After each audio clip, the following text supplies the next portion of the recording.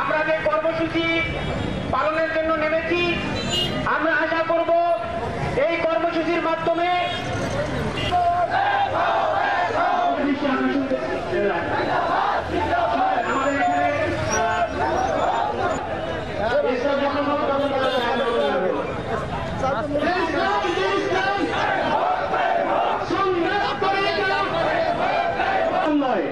সকল ধর্মের মানুষ আজকে ইসরায়েলের বর্বরতার বিরুদ্ধে দাঁড়িয়েছে। কিন্তু আপনারা জানেন, আমরা ভিডিওতে দেখেছি, এখান থেকে দুই চার কথা বলেই শেষ নয়।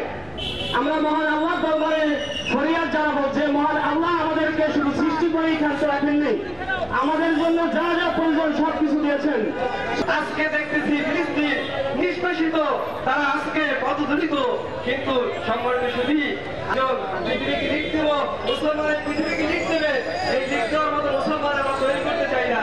আমরা সবাই চাই অর্থ কোথা থেকে জোগাড় করেছে, তাদের আজকে এই অর্থ জোগাড় কোথা থেকে আসছে, তারা গোটা ইসরায়েলে কোন একটা বিন্দু মাত্র কিছু করতে পারছে না।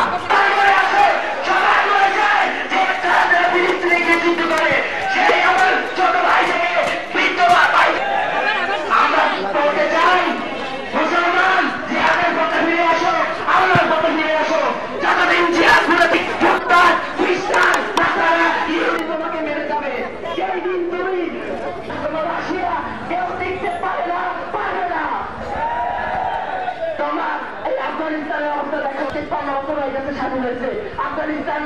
3 বছর 4 বছর আগে দেখো যে এখন যেখানে যেখানে জিহাদ হয়েছে সেখানে সেখানে মুসলিম তার অধিকার ফিরে পেয়েছে। তো আমি একটাই কথা বলতে হয়, তখন শরীরের প্রত্যেক জায়গা যে রকমের অনুভূতি হয়, ঠিক পুরো পৃথিবীর মুসলমান একটা শরীরের মতন যখন ফিলিস্তিনে মুসলমানের সম্পর্ক রক্ষা করে আমরা ইমানি দায়িত্ব পালনের জন্য সকলেই রাজপথে অবস্থান